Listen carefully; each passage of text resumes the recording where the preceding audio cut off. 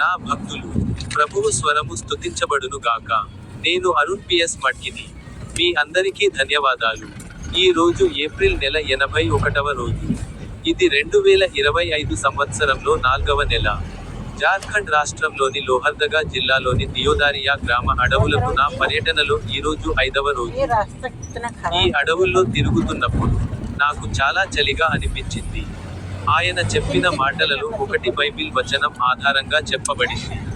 మొదటి తెస్సలోనికయులు 4వ అధ్యాయము 14వ వచనము ఇలా చెప్పెను: యేసు చనిపోయి తిరిగి లేచెనని మనం నమ్మిన ఎడల, అదే విధంగా దేవుడు యేసునందు నిద్రించిన వారిని ఆయనతో కూడా వెంటబెట్టుకొని వస్తాడు.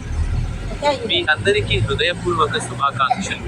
ఇప్పుడు నా యూట్యూబ్ ఛానెల్లోని స్టింగ్ బటన్ పై క్లిక్ చేయడం మర్చిపోవద్దు.